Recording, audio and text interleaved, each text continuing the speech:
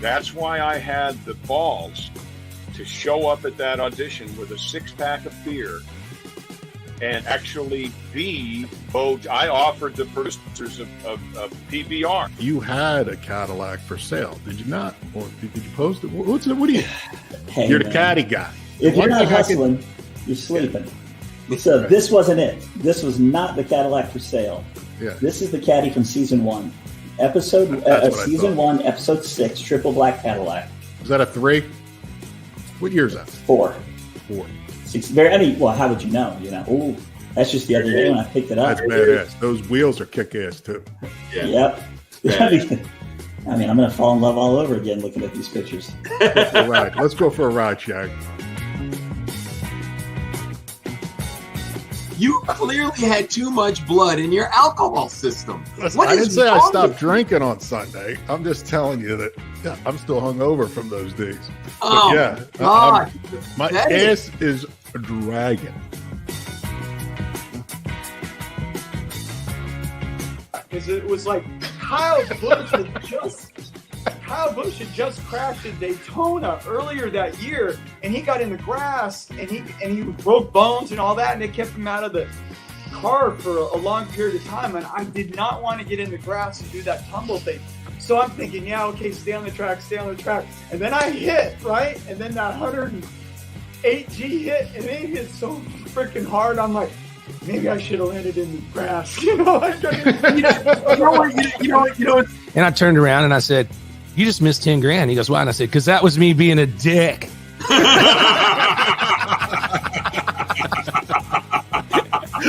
No fucking way. No way. As you can imagine, there's no situation in the world where somebody thinks Lou was too loud. Yeah. I can hear you laugh from here, not through the screen, but from.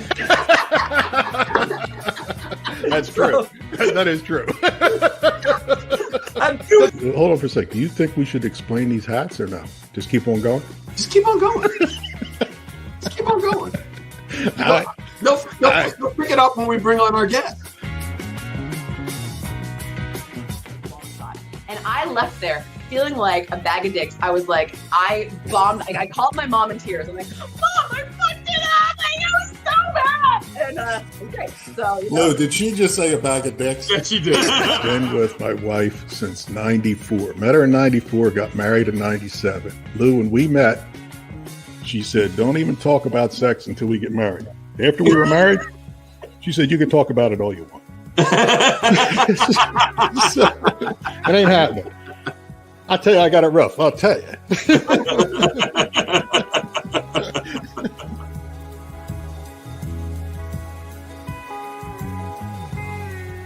Do you have any crazy monster on set stories? When Fred Wynn drove the car off the set onto Lancashire Boulevard down to Cahuenga, made a little joyride, and they told him, don't do this. And you tell Fred not to do something, you're just asking for trouble. I think there was like probably 30 or 40 extras, on set that day. And when they started asking, who here can drive a 6-shift? This is like 30 or 40 extras. None of them could. What? And it's like, then the directors, why'd you bring these cars with clutch pedals? It's like, well, that's the only way these old Land Cruisers came. There was no automatic. So, anyways, we had to test a couple of my mechanics as terrorists and put them in the cars to. So it's cool. It's cool. It's got this different strokes. But you start getting dizzy. There you go. Ken's got to throw that up. He's breaking my balls ever since he got it. Look at that guy. Look at that librarian. Man, we could talk for weeks about this stuff.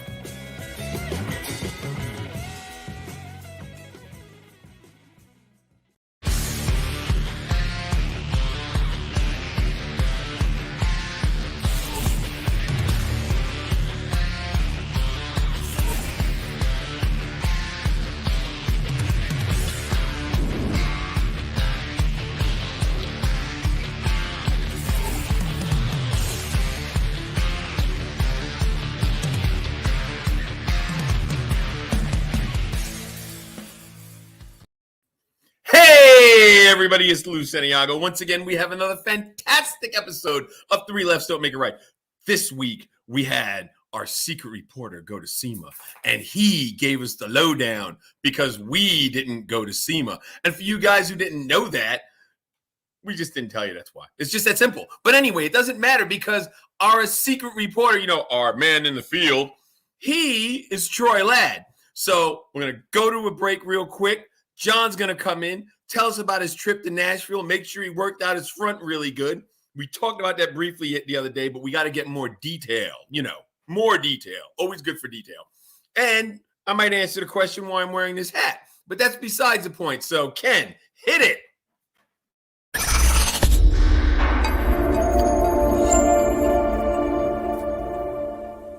What you need to do is check out DEI, Design Engineering Incorporated. They keep the heat out so you're not sweating to death. Check them out.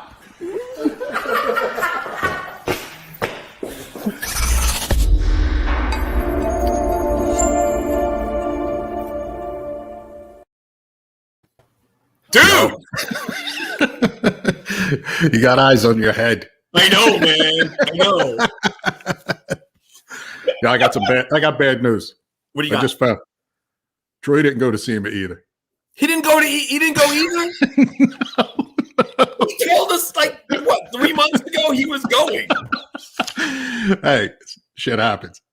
I reached out to Ed. Ed went, he sent some pictures. So maybe we get some info out of Ed as far as SEMA.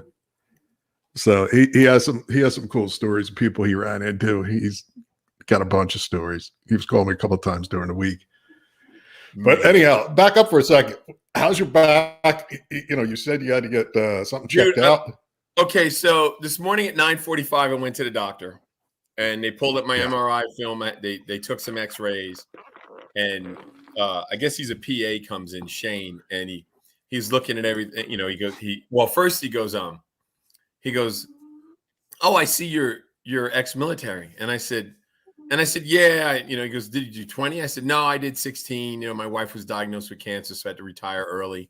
That's when Clinton was putting everybody out. And he goes, I did 30 years in the Air Force. And I went like, wow. The chair force. Come on. It's the chair force. Yeah. When they deploy, their tents have AC. Go figure. When they go on ops, they stay in hotel rooms. That's what they do. So it's it's a job. So he laughed, we told a couple, we busted each other's balls for a little bit. And then he started looking at my pictures and, he told me, he said, man, he goes, you're pretty screwed up here. Yeah. He said, I don't have many options. He said I could do epidurals, which I had the first go around with, in 94. And I'm just, I'm not going to be able to dodge this bullet. I told him I'd like to do one epidural so I can at least get a decent night's sleep. That'll hold me over for a little bit. And then I'm getting a second opinion, which the only reason why I'm doing a second opinion is because I want a neurologist to look at it. Because, a neurologist looks at it differently than an orthopedic guy. Yeah. So once I get that, I'll decide who I'm going to have do the surgery. But they're talking fusing putting a cage on my entire back, my entire lower back. It's from L1 to L5 is all screwed up. So that's where we are. So I'm gonna be down. I just don't know when I'm gonna have the surgery, which is what sucks. Okay. And I talked to the history guy, the guy from history, about the show they want me to do, and I told him he called me today, and I told him, I said, look, man, here's what's going on. I want you to know because I don't want to blindside you guys if I get surgery and then I can't do it. Yeah. So I got them circling the runway to see what happens. And we'll go from there.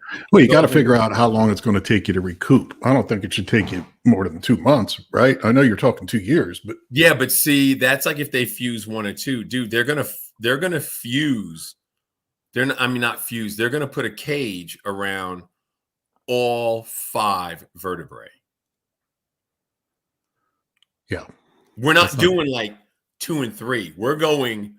They're what is it? Thoracic is the next batch up. So it's going to be the last thoracic, more than likely, all the way down to my sacrum, which is your tailbone.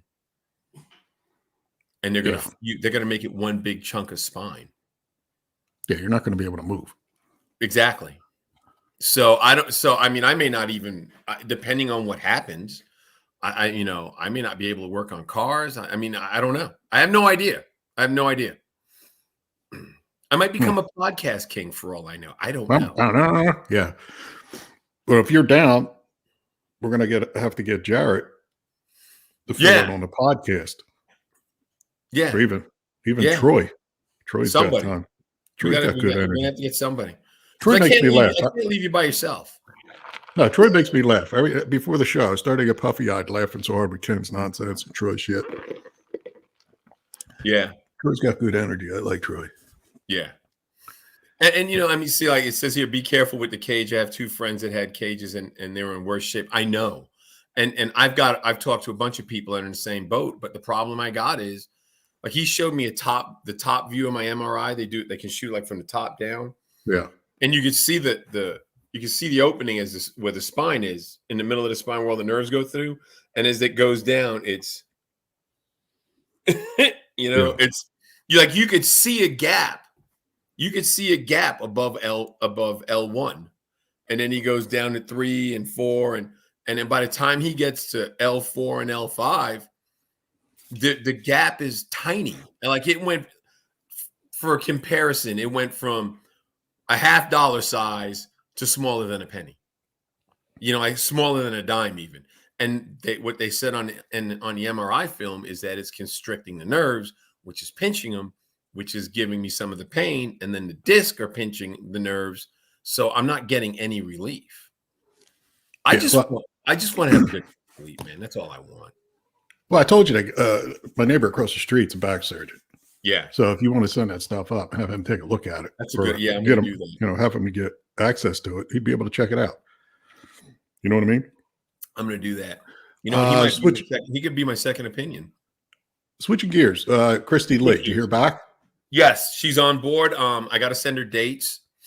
I was just doing stuff today, just trying to, I had to deal with the school a little bit. I had people calling me all day about the appointment, so I'm going to send her some dates. As a matter of fact, I'll send them when we get done with the show tonight. Okay. That way we can get that ball. We can get that set up, and we'll go from there. Yeah. Okay. Where we are. We just go from there. So I'm glad to see that you're not really asking me about my hat because you're totally confused. You power. What? What's that? Yeah, I said I'm glad to see you didn't ask me about my hat yet because I can tell you're confused by it. Yeah. That's a nice hat. Have you given it any more thought to the Power Tour? What I told you the other day, where DEI is going to be a sponsor of next year's Power Tour, and they want us to do the tour. Stacy David, I'm game. I'm game to do it, man. I really am. It's going to be in the summer sometime, June. Yeah, or I mean, I should be able to move around by then because I want to get the surgery as soon as possible. Yeah, you're going to have to get it over with and get going because it's going to cost you if you don't. And then just bust ass on therapy. I'm just gonna have to do what I got to do. Yeah, and then we'll go from there. Yeah, but I mean, I'm game. We can drive the dime. We can do the Power Tour in the S dime. I was talking to Ray. He offered up his Shelby GT-H supercharged 750 horsepower.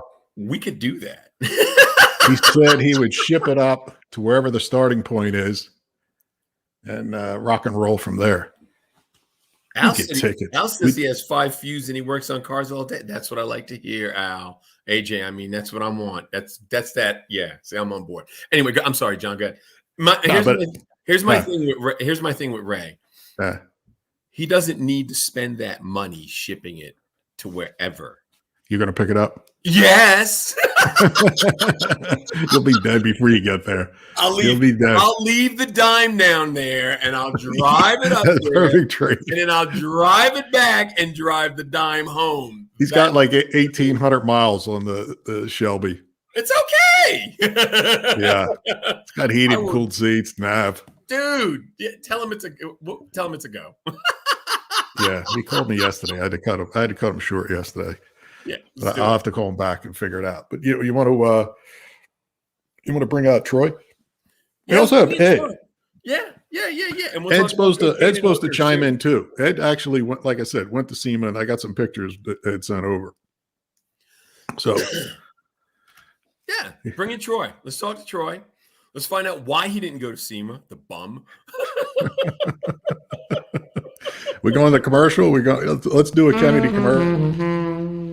It sounded too good to be true. A dealership that's been in business over 65 years. Terrific deals and thousands of repeat customers. You know what I love about this dealership? What's that? It's a big building where they sell cars, but that's not important right now. I love their 5-star customer reviews. See why more people are uncovering great deals at KennedyAuto.com. John Kennedy Ford. Enjoy your ride. Troy, I'm here. I'm on. There he is. So, Lou, we just went through like an hour of talking about your back, and it's really sad, and it kind of brought me down, man. Like, why do we have to bring the show down? Can't we be uplifting? We can bring it up. Right? Drink more. Drink more. You're gonna be fun. You're gonna fucking do your stuff. It's gonna be great. You're gonna be Lou, and I am not going to ask about the hat.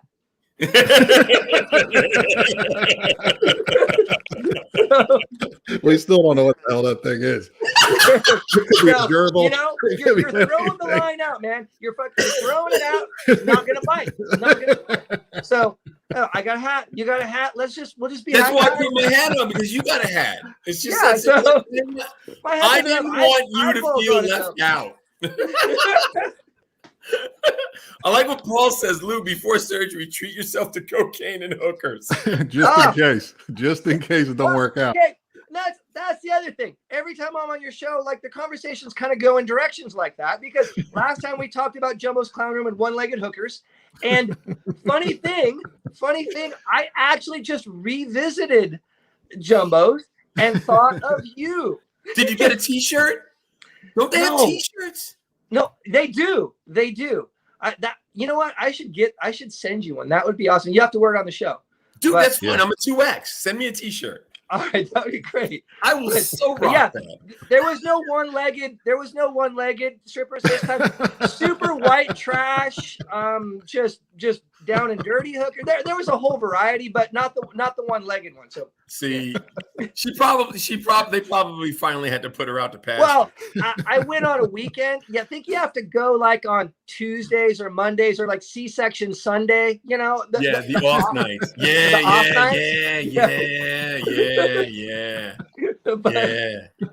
That's true.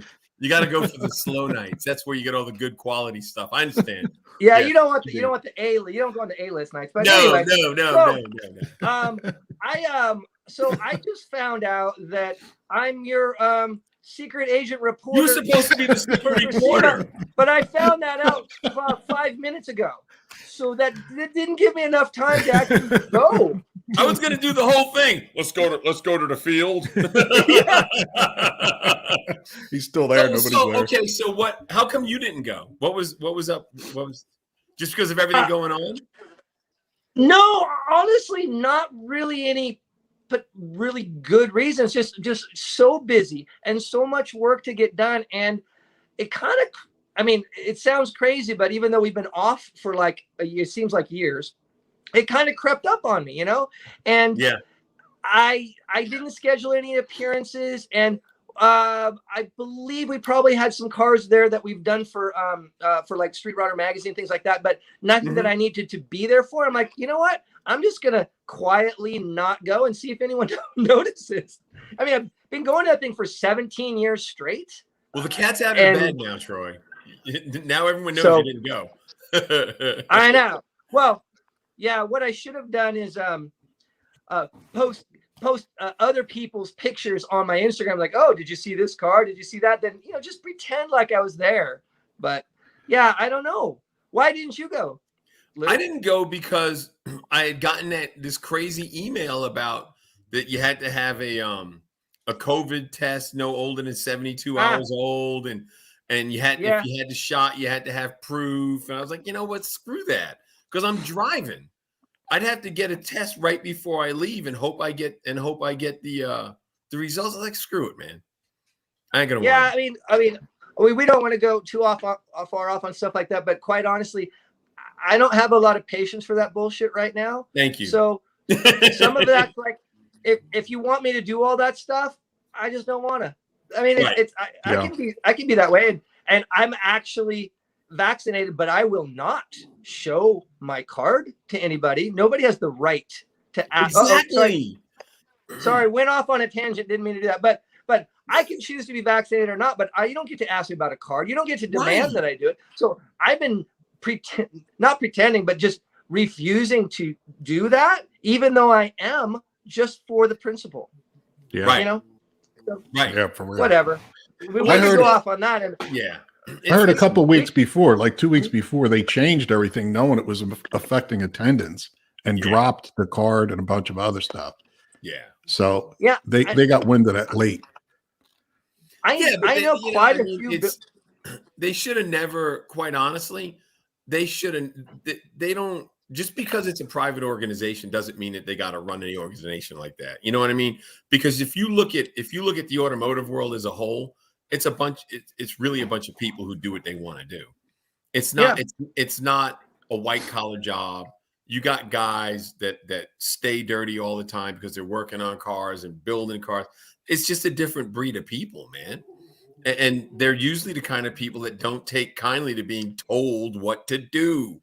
You know what I mean? Yeah.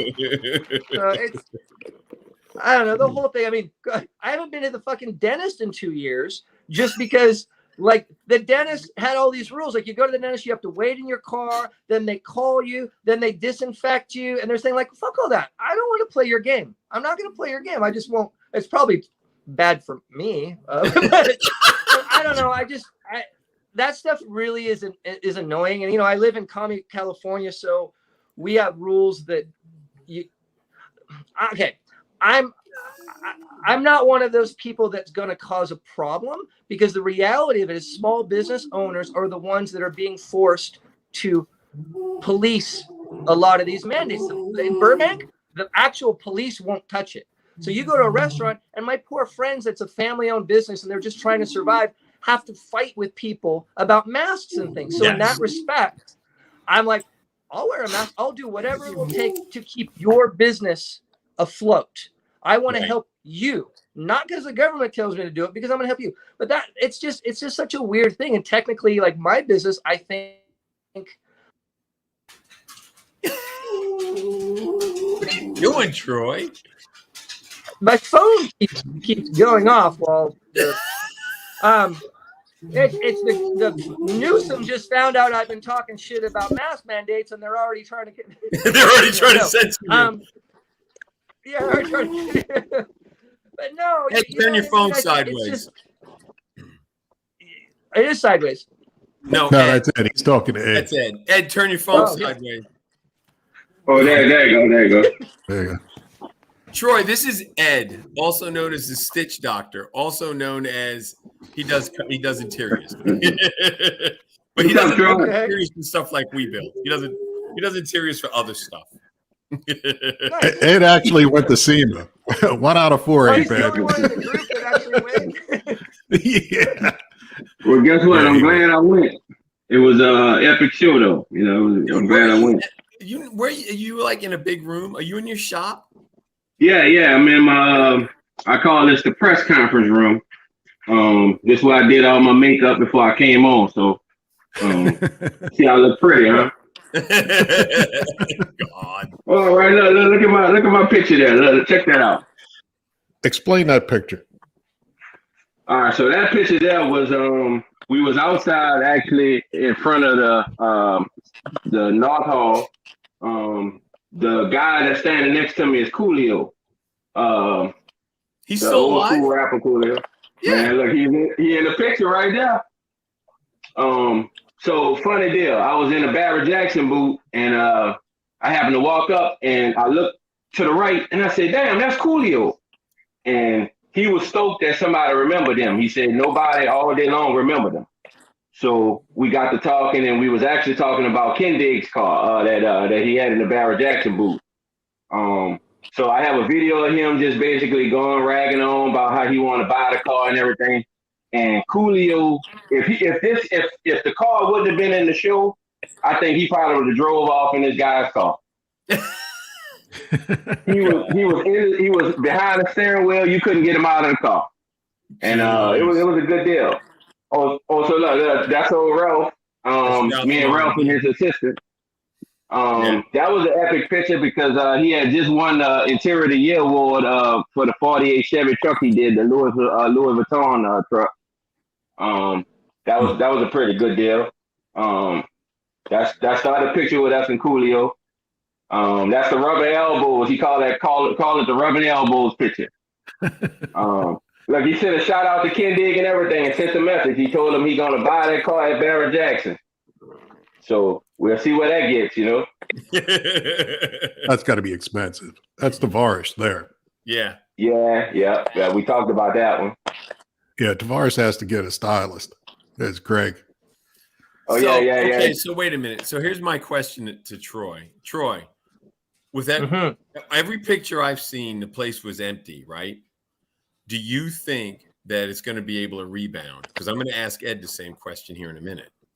You think that it's going to because I mean every picture I've seen the place looks empty, and a friend of mine said that when he went to see Chip on Wednesday when Chip was signing autographs, he said there was 4 people in front of him. Really? I mean, and if you look at it, the place is empty, and there's not a lot of people in that. I mean, and you know what the crowd is like.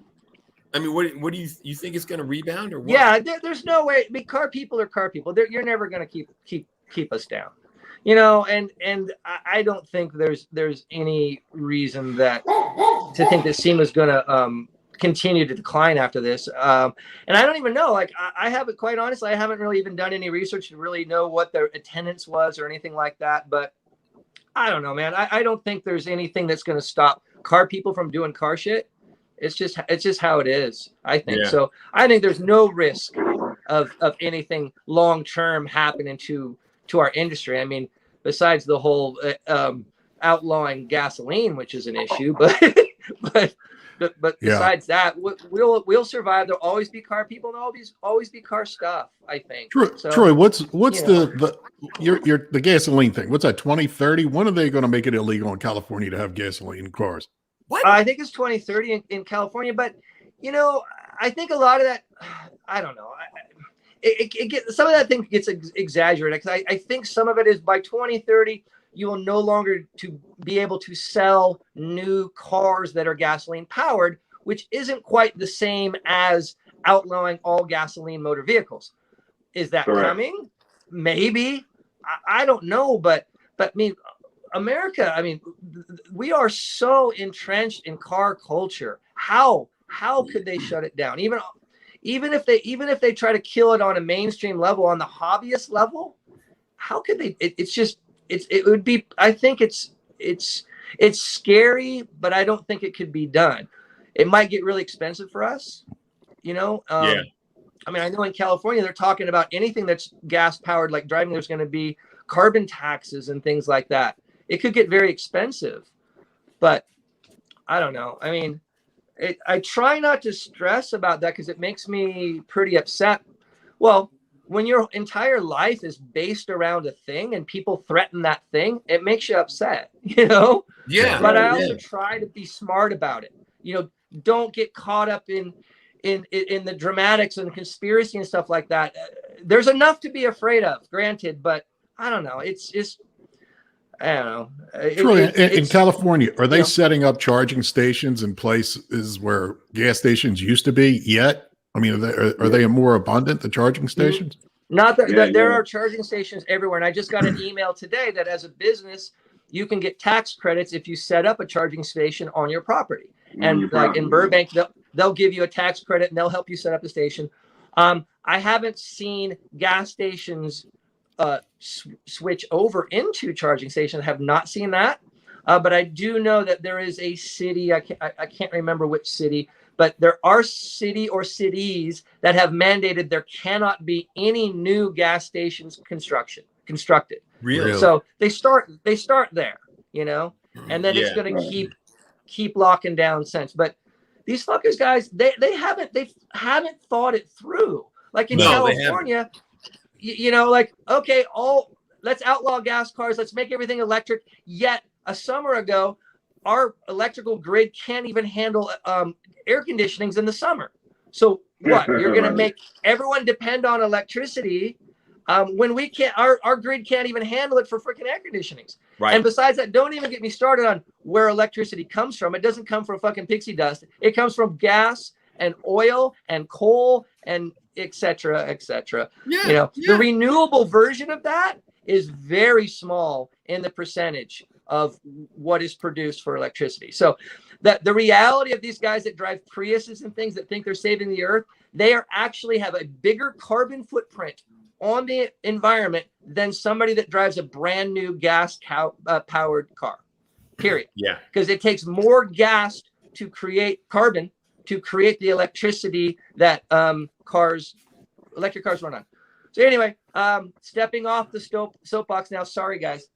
Okay. You know what I can't understand is Hertz announced they're going to pick up a bunch of Tesla cars. Now, if I'm going to rent that thing for a long weekend or a week somewhere, first thing I'm going to ask is how am I going to charge it?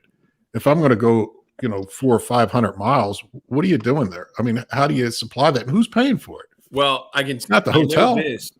I know this. Tesla, if you're going on a trip, will supply you with where charging stations are on your route. Correct. That's inside of that. They'll tell you where they are. But at the end of the day, have you guys not seen? Huh? Oh, sorry. I was like, Tesla and some of these companies have charging trucks that can help you on a trip. It's a diesel-powered truck towing a diesel-powered generator that makes electricity to help you charge in the middle of your trip. That's true. No way! Oh my God! That is so funny. We are the stupidest country on the planet. I was seriously. Somewhere. I forgot where I was, but I was somewhere at a. I think it was a Hampton Inn, and they had a charging station in the parking lot, and behind the charging station pump, they make it look like a gas pump almost. Behind that was a generator. Yeah. Like, it's so backwards. Well, what I noticed at SEMA was there was tons of traffic, right? On Tuesday and Wednesday, there was tons of traffic. And on Wednesday evening, it just died down. It just was like a ghost town. So Teslas was all over the place, right? Electric cars was all over the place. But the one thing I caught out of the whole show was exotic cars was everywhere. So that says a lot about SEMA, and that says where our industry is going. Far as them getting rid of gas aspirated cars, that's a tough one because that could kill hot rods, that could kill muscle cars, that could kill everything actually. Right. I don't know. What I saw this year, I mean, hopefully next year they rebound, but I didn't like what I saw because it wasn't a variety of hot rods. Right. It was just easy builds like Herb and put them together and set them in. The Chip Foods had almost half a hall where it was just cars that were spaced out. Yeah. And that told me that they didn't have enough vendors coming in, or hey, look, this guy just brought a massive booth and he shitted away some money. No, they gave that to him. Yeah, that was the Chip Foods experience, and for the pictures that I saw, I wasn't there, but it was like you said, spread out. Yeah. And like a whole half a building just killed space and not many people in there. Is that true? They could have put SEMA all in one building. Well, probably two buildings instead of spacing it out like that. Because actually, you was actually walking further. I don't know if you saw the new building that they built, but that building is massive. And you catch the loop. They call the loop. It's the tunnel, the Tesla tunnel that Teslas ride to all the different halls. Well, you're walking a lot more now in Vegas with the SEMA show. So next year, I mean, if the vendors don't come back, I think next year they probably should just condense it down with 2 or 3 halls and just call it a day. But attendance was low. you remember they have to lease all that, because if they don't, Dub Magazine or somebody could come in and take part of the floor, and they can't stop them. So just think about outside, right? You know how outside is normally packed up with cars, right? Yeah. Right. You could walk around outside, and they had so much. You know how they do the burnouts. They never let cars do burnouts, full burnouts in the parking lot. They were letting guys in their cars do them. Yeah. They did burnouts. The hooligans, whoever it is, was burning tire after tire. Okay. Yeah, they because never did burnouts like that. I saw Square Body Syndicate's van out there doing donuts. Someone sent me. It was on Instagram, I think it was. Yeah. They trashed the parking lot, so that's how you could tell that attendance was low. So they was just kind of letting them do anything. Yeah. But next year, I mean, I hope vendors come back. But it was spaced out. It's kind of good not to have a lot of people when you're trying to take a picture. They walking in front. But see, like Thursday was almost a ghost town. Yeah. Listen, you know the Ford, you know out front where the Ford is, and they got the Ford Experience, and they usually have a Mustang ripping it up, and you could be on the other side of the parking lot and hear it. Right. You know, electric car ain't going to do that. All you're going to hear is the tire. You're going to hear bzzz, then you're not going to. It's not the same experience. I mean, seriously, that roar of that motor, especially the Mustang GT, makes all the difference in the world. You know, you're just gonna have to stick your head out the window, and go wah, wah, and show your age. One of your viewers just typed a comment, and he's right. It was Adam something. Sorry, Adam Perry. Your last name, Adam Perry. There. But yeah, there you go. He is correct. Yeah. We are living in a time where you can go buy 1,000 horsepower from a dealership. Yeah. Like, how insane is that? And it's reliable, and it passes smog, and it will never overheat. I mean, we are living in an age. I mean, as much as I'm into traditional hot rods, I love, old school hot rods, but you cannot deny that technology has done amazing things for our hobby. And I remember kind of when that happened, when the OEs pivoted, because there was a time when we thought cars were dead because of smog restrictions and gas laws and things like that. And guess what? It didn't kill our hobby, or not even a hobby. It didn't kill the car world. It made manufacturers step up. I mean, I have a Mustang with a 5-liter in it, and it's 800 horsepower. To get that much horsepower out of a 302 20 years ago was insane. You were king of the road if you could get a horsepower per inch. Yeah.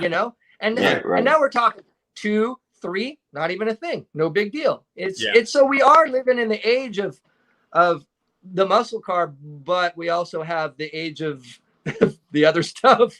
You know? I mean, I felt good seeing all the exotic cars, but when I realized where this industry is really going, I'm like, wow, okay. Now the old school guys that comes to SEMA for your traditional hot rods and traditional muscle cars, like now they let down because they don't have anything to look at. Everybody don't want to look at a Bugatti. I mean, I don't mind it, but they wasn't interested in the show. Yeah. So, well, I mean, but you gotta stop. Here's the thing. This is what, and I remember this the very first time. 14, 15 years ago, I went to the NSRA, the Street Rod Nationals in Louisville. And there was, I think it was 16,000 cars. I went 2 years later, and the car count was almost cut in half. And I was talking to one of the NSRA guys, and I asked him, I said, what happened? And he goes, well, we got to do something about the car count. We understand that. So he said that they did a survey of all the members of the NSRA, and they found out that the median age was 68 years old. Mm-hmm. That's when they decided to raise the year, and I think they pushed it out to 86, and then it goes up every year after that. So now, but when you stop and think about it, a street rod is 48 and older. 1948 and older is a street rod. So when you even just looking at the NSRA before they moved the year up, you were knocking out all the first gen Camaros, all the Tri-5 Chevys, all of that stuff. They couldn't get in the show. Yeah. And if they did get in a show, it was because they were in a booth, you know. But you got to stop and think. The industry, being that the industry is changing, you've got to figure out what direction it's going, because we have a weird industry in the automotive world. If you look at cars as a whole, all of these like street rods all follow the same basic thing. Like what Troy does, all the traditional rods follow the same basic blueprint. And it's not a bad thing. Muscle cars, they all follow the same basic blueprint. When you started getting into the European cars, like your Beamers and your Porsches and all that, their thing was different. A lot of those guys leave the cars stock. Like you don't see guys putting twin turbos on Ferraris and Lamborghinis. Correct. Now you do, but when now you do. Now you do.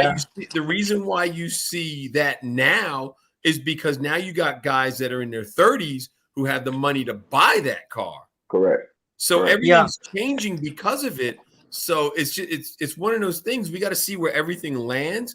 But even still, the guys who buy those Lamborghinis and those high-end Porsches, they're gonna sit there, and that's not us. That's not the regular guy spinning wrenches on a car.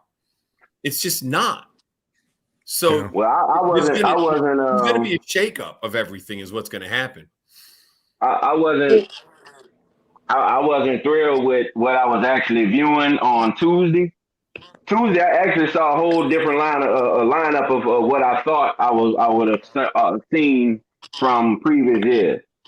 Yeah. And on Wednesday, I wasn't even interested in the rest of the show. I mean, I was like, but damn, I just saw everything I needed to see. It was that loose, and I said the word loose. It was loose. Well, I talked to a guy. A friend of mine called me on Wednesday night, and he said they had some guys at SEMA. They had a 10x10 booth. They got there. They walked around Tuesday and Wednesday and realized it wasn't worth it. Cleaned out the booth and canceled their rooms and went back home. Wow. Yeah, I can see it. I'm not going to tell you what company it was, but that's what he told me they did. You know what I mean? So it's that's a company that's been going there a long time. Look, people was actually walking by. So for one, the mask mandate, they shouldn't even say about that, okay? Because you walk in the halls. Once you get into the halls, you can take your mask off, which didn't make sense. That doesn't make any sense. So people was walking by and they was not paying attention to boots. Like people just walking through the house, just not even stopping. So I don't know. Next year, I hope it rebounds. I mean, I'm always going to be interested in going to SEMA because, I mean, that's my only vacation. But it just showed me, if y'all would have saw SEMA this year, I think y'all would have avoided SEMA for years to come. Y'all wouldn't have went. Yeah, because you're not interested in the exotic. No, you didn't. Nah, you. I mean, I'll be perfectly honest with you. You didn't miss nothing. You didn't miss nothing. Because if you're not into exotic cars or Bugattis, because I sent y'all that picture of that Bugatti. I was thrilled with seeing that car in front of me because I didn't think that the car was real. So to see that car at SEMA, I'm thrilled. But most of the guys, they're looking like they don't know what they're looking at. You know, so to see McLarens and Ferraris and Lamborghinis and Bugattis, and you don't see any Chevelles, any what's another one? Any Camaros. Camaros. Really, I didn't see any Camaros at all. You saw Corvettes. You saw plenty of Corvettes. But Broncos was the biggest show out this year. Was Broncos. The new Bronco or old or both? Yeah, the Bronco. The older. I mean, the new one. Oh, the new one. Yeah. Yeah, that was Broncos was everywhere. Ed, can you explain? They debuted the Maverick, the truck. Yeah, I saw that. I saw pictures of that one in the booth, the Maverick. Ed, can you explain anything about what Ralph has going on with Bronco? Okay, so it's called Bronco Off Rodeo. So if you buy a new new Bronco, you put your order in, and you can put $1,000 in. You have one on order. You can go to any one of the 7 locations to actually ride and go off roading, 4-wheeling, off road, It's basically an amusement park for Broncos. He has 7 locations, and that, look, they selling out. They selling out. He can't. They don't have any spaces that deep, like every day selling out.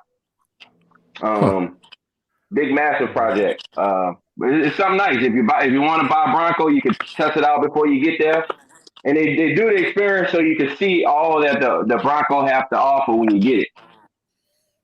Yeah. But it's nice. It's something real nice. What did we saw the picture of you and Ryan from West Coast Customs? What did he have to say? What's going on in his booth? What was happening? He was actually he was kind of let down as well too. He was in a bad location. It was basically the back of the West Hall that they just built. And it's kind of virtually nobody was kind of walking in that area. You get a few stragglers here and there, but it wasn't the traffic that he expected. So he was kind of let down, but he's working on a few good projects as well too. But he wasn't himself at the show.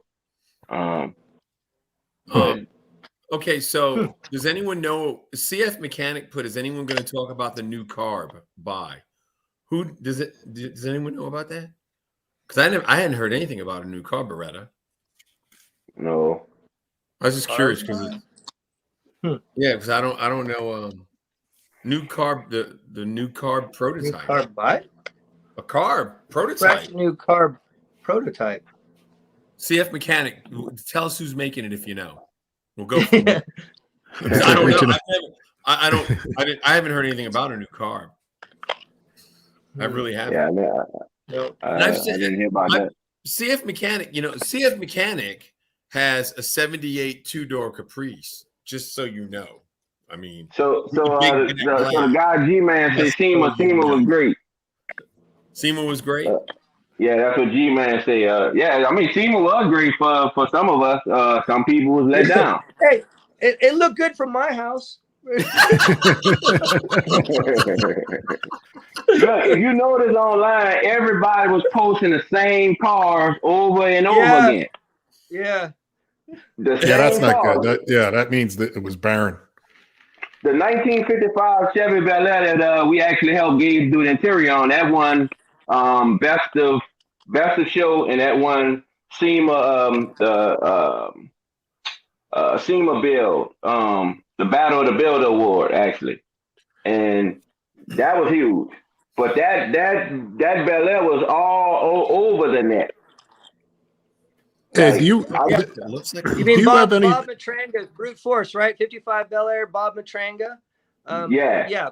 Painted by Mix. Yeah, Mix Paint in Pomona. And that car's been being built for like literally 10 years. Like that's blue one?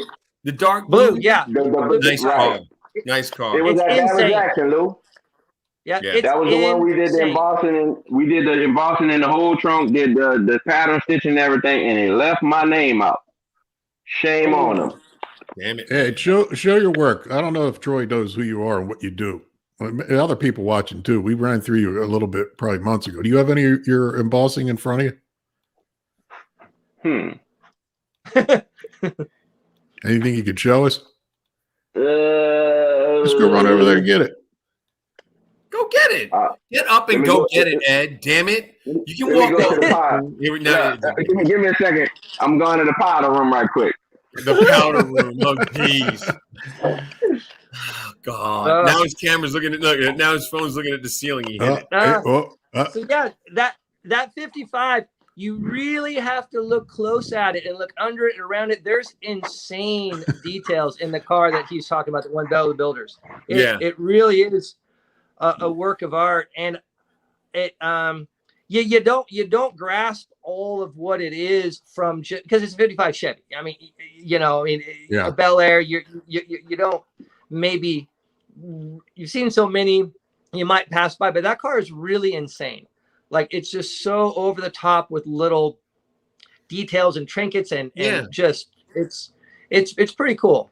I've seen that car up close and personal. So the guy that painted is Mick Jenkins. He's in Pomona, and he paints our cars. So I kind of got to see a lot of that car at the end of its career, kind of coming together, end of its build. And actually, one of the builders on the car worked for me way back when in like 2003. This guy named Ryan Rivers, he worked for me. Then he worked for this guy, Barry White, where that car was started. Yeah. Then they finished up. There's a long history to that car, but it is truly insane, that car. It's just, there's so much. And the dollar value is more than most people's couple of houses, you know? Oh yeah. So, but but Troy, it's cool. I mean, just as well as I do, some of the budgets on these cars that are going, to the Riddler, to SEMA, to America's Most Beautiful Roadster, man, dude, some of the budgets are through the roof, man. Yeah, and people have a hard time grasping that. Like for example, paint. People are shocked to hear that a paint job can cost $100,000. Oh yeah, and people just like can't comprehend. But I try to explain to people it's all relative. Like if you go to Pebble Beach and you look at a $2, $3, $4 million Bugatti or something restorations, if you pay $200,000 for a paint job on a $4 million car, that relatively is a deal.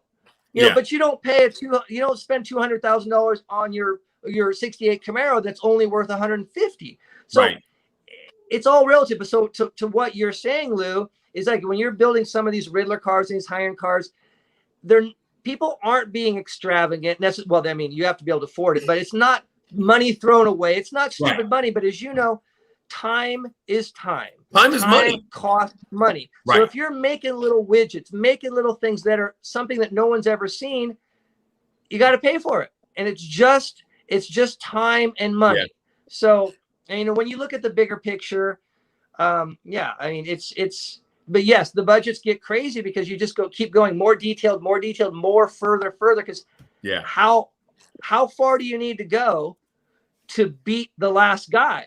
Further, whatever that is, you know? Yeah. So,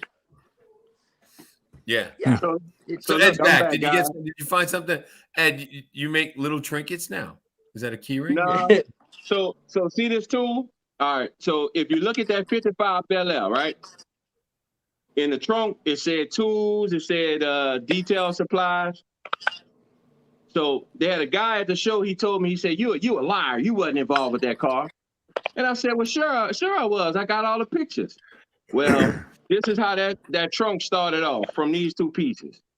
I have seen those pieces. I have seen that in that trunk. Well, we did all the cutouts. We did all the embossing in that vehicle. And they didn't put my name nowhere on that car. Ed, you want to get Chris Brown on the phone right now? Want me to call Chris Brown? We'll get fucking Chris Brown on the phone and we'll ask him. We got drama, baby. We got drama. Get him on the phone.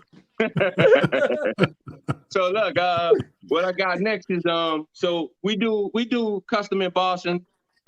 This is my homeboy. This is logo Biomechanics. So I can leather emboss anything. Guys come to me for personalized logos all the time. This your factory Lamborghini pieces. This was actually for Floyd Mayweather's Bugatti that we restored. So we do everything in house.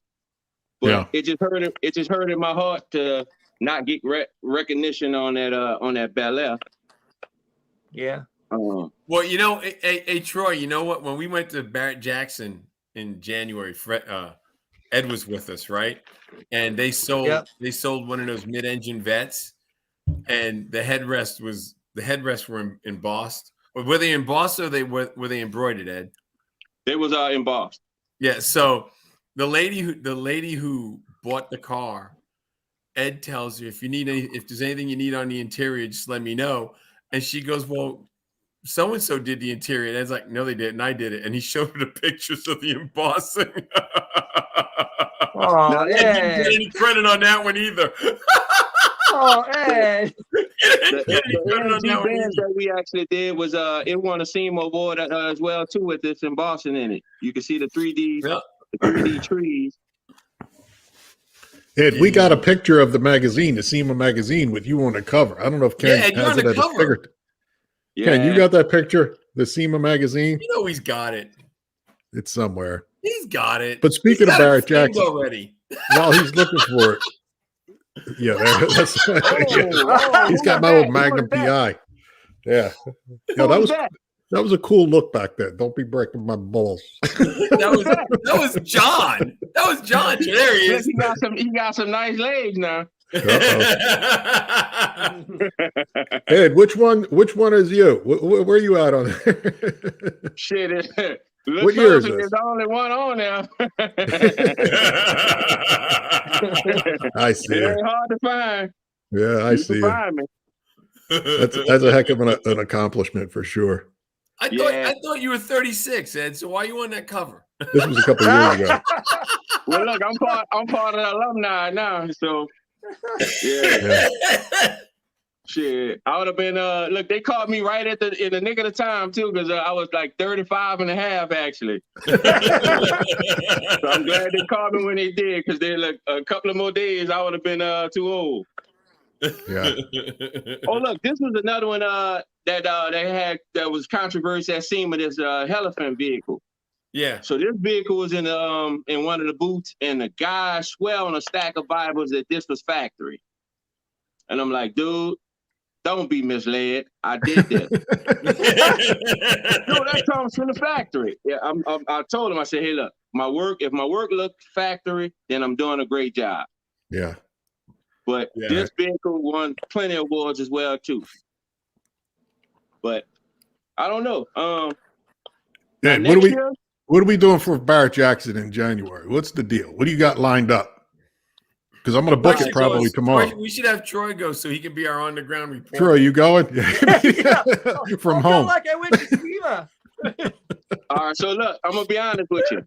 We got a lot going on. Okay, I met Coolio. So Coolio said he's in it. He want to buy him some cars. He said, look, I don't have $1 million to spend, but I probably have a couple of $100,000. Okay, cool. That'll work. Yeah. Well, we got Coolio. We got Ralph is bringing his Louis Vuitton vehicle that he's selling.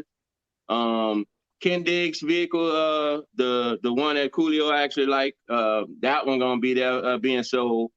Kevin Hart's name was thrown up in the mix. But the real problem that I got right now is, wow, we can't miss this joint. You're going. Like Scottsdale, I think it's gonna be a nice one. Yeah. So Lou, go ahead on and get ready, Lou. You gotta make it, bro. It's the end of January. It's the 24th, I think.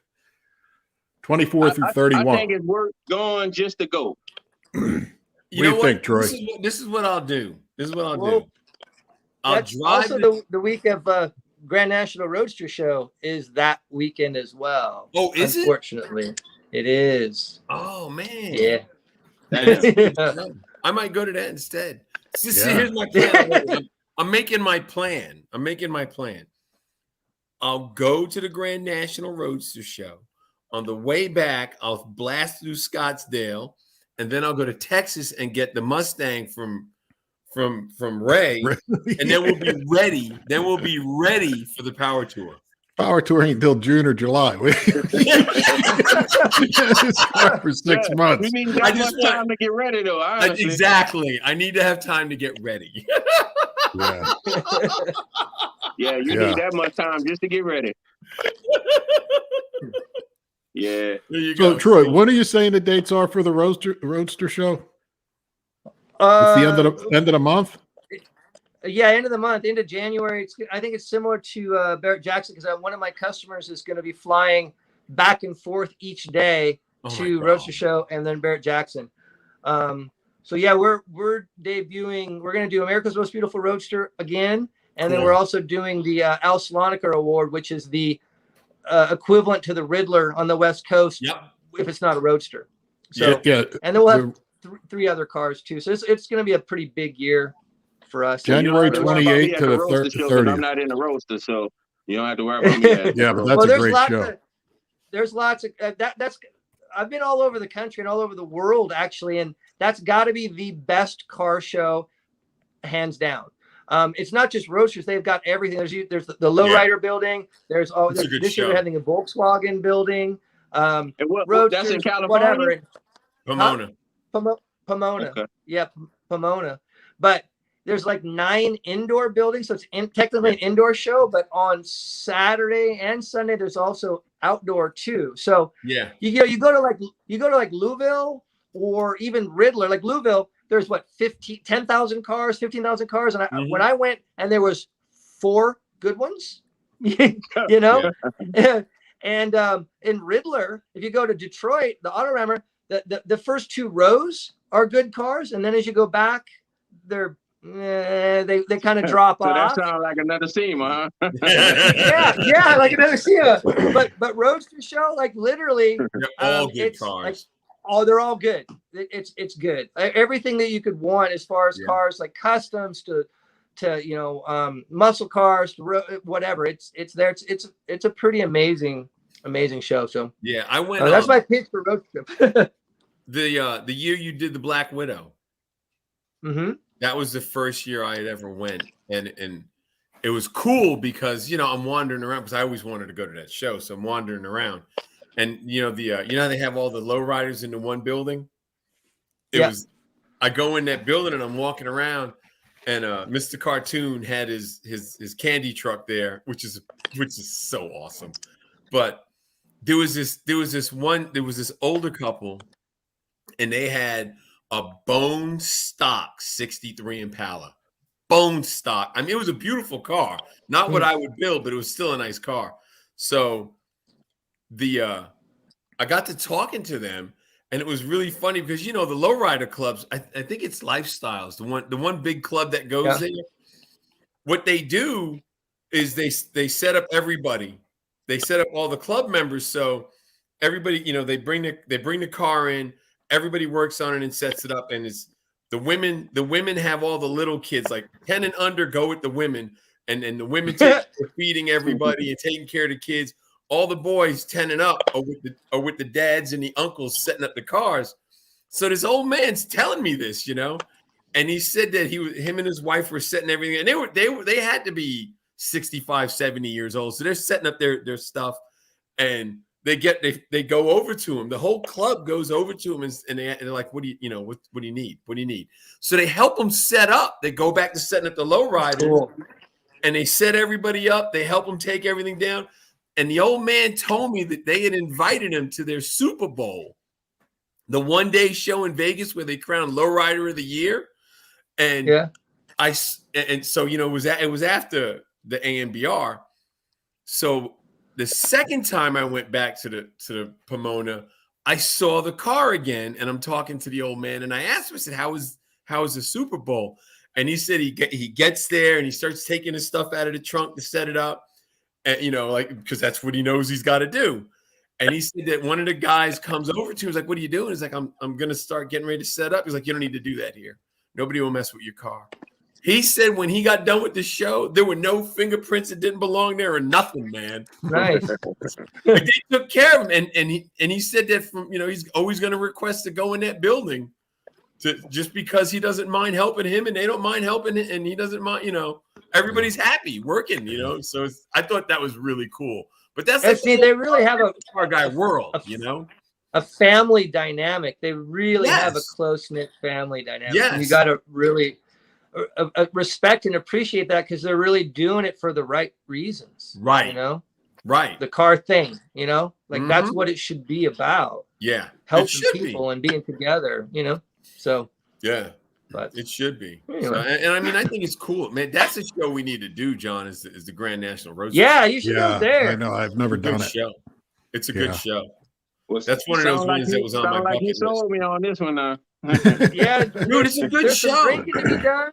There's a bar right next door. We all go drinking at. It's a whole thing, I don't drink, and I know you don't drink, but we can hang out. I don't drink. Yeah, we can hang out. Yeah, we know about drinking at Barry Jackson. I just get accused about getting loud. That's all I get accused for. What do you got there, Troy?